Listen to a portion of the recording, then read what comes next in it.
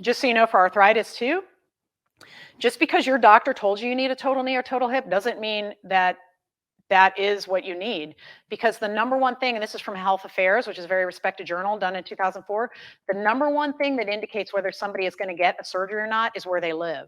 Not what their problem is, not what their patient cofactors are, not their level of pain, not their gene makeup, nothing. It's just the surgeon, where they live, what's the group think in that area, what's that surgeon's preference for any given thing. And that's with elective surgeries like total knees, total hips, spine surgery, pain injections.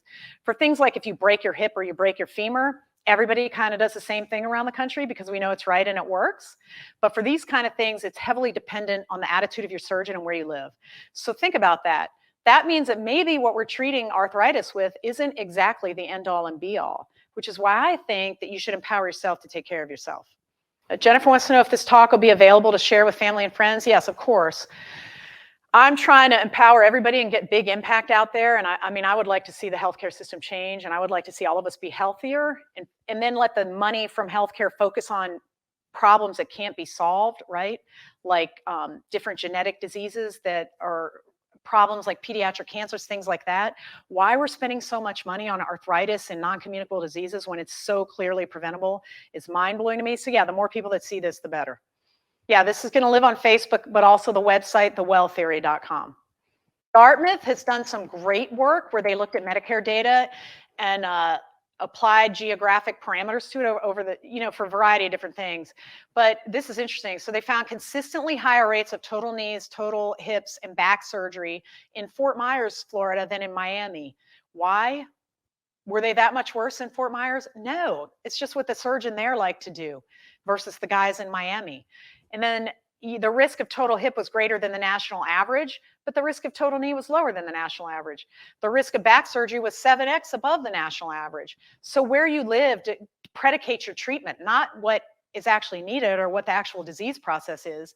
It's a little bit scary. This is why I'm a big fan of second opinions. I even encourage my patients, go get a second opinion.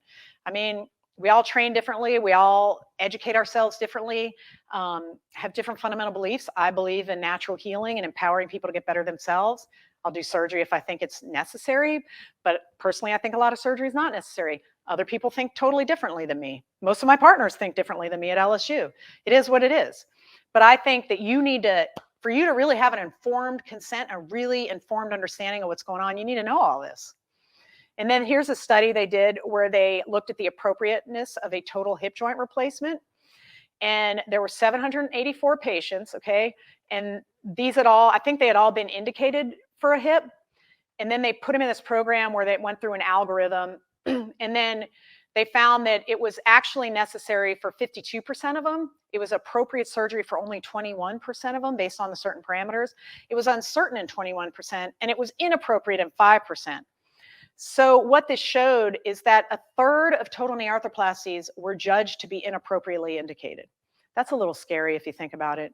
And this is a great study. I mean, it's very technical, but at the end of the day, what they found was if you look at validated, like they have to have this much joint space gone, they got to have these symptoms, they got to have this, they got to have that. If you look at that, a third were inappropriately indicated for a total knee arthroplasty. Here's another one. They took people that were indicated for total knee and they dropped one into the protocol where they just did the post-op rehab, and then they did one, the other group got dropped in the protocol where they got the total knee and the post-op rehab. And then they found of the 100 people that were eligible and could be indicated for total knee, after 12 weeks of the non-surgical care, up to 3/4 of that group, so the people that did not get the total knee, didn't want the total knee after that time period. So only 25% of the 50% even wanted a total knee because they were feeling that good afterwards.